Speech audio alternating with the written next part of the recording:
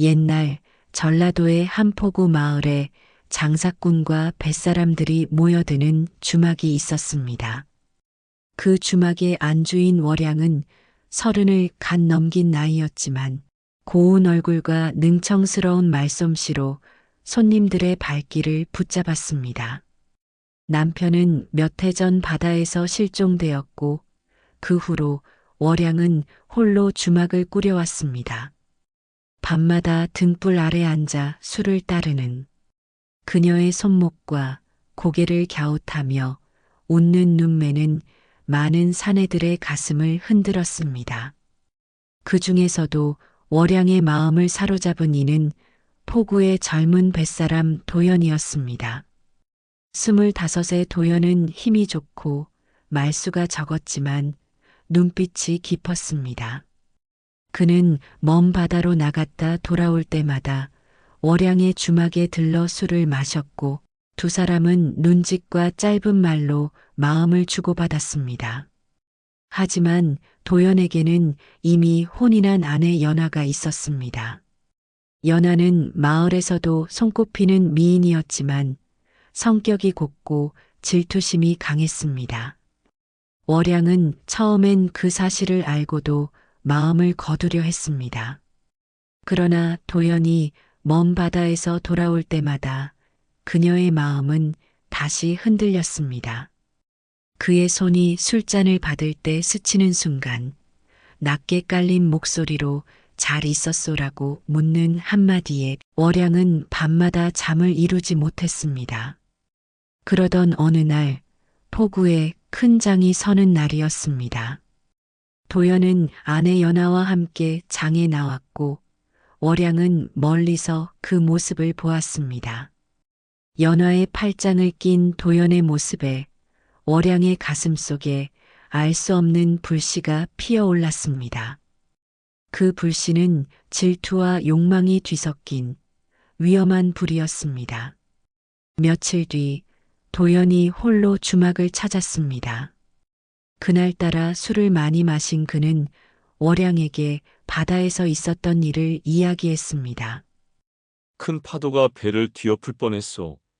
그 순간 문득 그대 얼굴이 떠올랐소. 그 말에 월양의 눈가가 젖었습니다. 그녀는 술잔을 내려놓고 도연의 손을 꼭 잡았습니다. 그 순간 두 사람은 이미 돌아올 수 없는 강을 건넜습니다. 하지만 마을은 좁았습니다. 두 사람의 은밀한 만남은 곧 소문이 되어 돌기 시작했습니다. 연하의 귀에도 그 소문이 들어갔습니다. 연하는 처음엔 믿지 않으려 했지만 도연의 눈빛과 늦어지는 귀가 시간은 모든 것을 말해주고 있었습니다. 연하는 어느 날 월양의 주막을 찾아왔습니다. 안주인, 잠시 할 말이 있소. 그 목소리는 차갑고 단호했습니다. 월양은 미소를 지었지만 손끝이 떨렸습니다. 두 여인의 눈빛이 부딪히는 순간 주막 안의 공기는 얼어붙었습니다.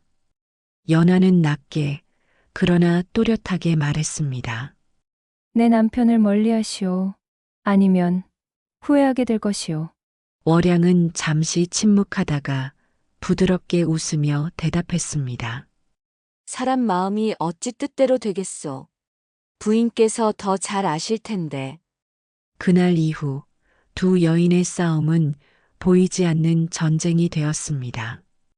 연하는 도연을 붙잡으려 했고 월양은 그를 놓지 않으려 했습니다. 그리고 그 사이에서 도연은 점점 깊은 수렁으로 빠져들고 있었습니다. 포구의 바람은 점점 거칠어졌고 세 사람의 운명도 그 바람 속에서 흔들리고 있었습니다. 그리고 어느 날 밤 월양의 주막 앞에 붉은 비녀 하나가 떨어져 있었습니다. 그 비녀는 연하가 늘 머리에 꽂고 다니던 것이었습니다.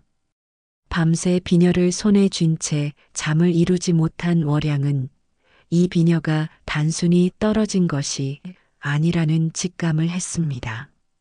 누군가 일부러 두고 간 것, 그것도 경고처럼. 다음 날 도연은 주막에 나타나지 않았습니다. 그 후로 사흘, 나흘이 지나도 그의 모습은 보이지 않았습니다. 월양은 불안과 초조 속에 술을 따르며 손님들을 맞았지만 마음은 온통 도연에게 가 있었습니다. 그러던 닷새째 되는 날 도연이 문을 열고 들어왔습니다.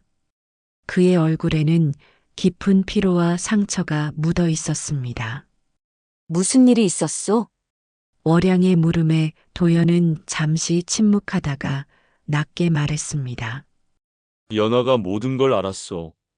나를 붙잡아 두려 했지만 견딜 수가 없었소. 그의 목소리에는 후회와 갈망이 뒤섞여 있었습니다. 월양은 그를 향해 손을 뻗었지만 그 순간 주막 문이 벌컥 열렸습니다. 문간에 선 이는 연하였습니다. 그녀의 눈빛은 차갑게 얼어붙어 있었고 손에는 빈 술병이 들려 있었습니다. 여기 있었군요. 도현, 그 목소리는 낮았지만 안에 숨겨진 분노가 느껴졌습니다. 연하는 월양을 똑바로 바라보며 한 걸음 다가왔습니다. 안주인. 내 남편을 빼앗고도 모자라. 이제는 대놓고 함께 있겠다는 겁니까? 월양은 미소를 지었지만 그 미소는 얇은 종이처럼 금방 찢어질 것 같았습니다. 사람 마음이 어찌 뜻대로 되겠소. 부인께서도 아시잖소. 그 말에 연하의 손이 떨렸습니다. 그날 밤 포구에는 거센 비바람이 몰아쳤습니다. 배들은 줄에 묶인 채 요동쳤고 파도 소리가 마을까지 울려 퍼졌습니다.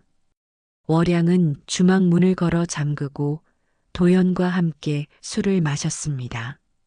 그의 손이 그녀의 손을 감싸쥐었고 두 사람은 서로의 숨결을 느끼며 밤을 지새웠습니다.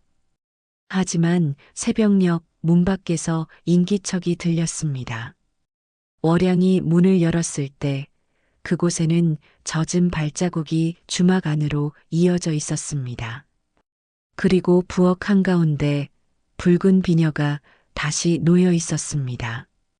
이번에는 비녀 끝에 붉은 실이 묶여 있었고 그 실은 문 밖으로 길게 이어져 있었습니다. 월양과 도연은 실을 따라 밖으로 나갔습니다.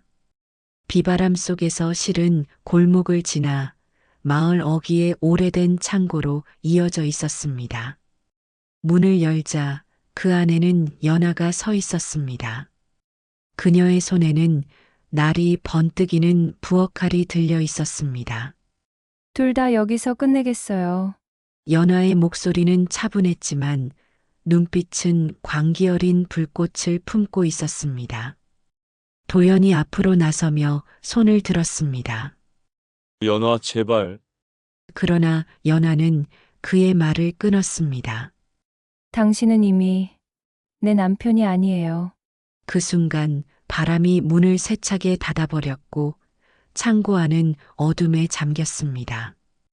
짧은 비명과 함께 무언가 쓰러지는 소리가 울렸습니다. 그리고 잠시 후 문이 열렸을 때 그 안에는 월양만이 서 있었습니다. 그녀의 손에는 붉은 비녀가 쥐어져 있었고 그 끝에는 피가 묻어 있었습니다. 도연과 연하는 그날 이후로 마을에서 사라졌습니다. 사람들은 폭풍우 속에서 배를 타고 나갔다가 돌아오지 못했다고 수군거렸습니다.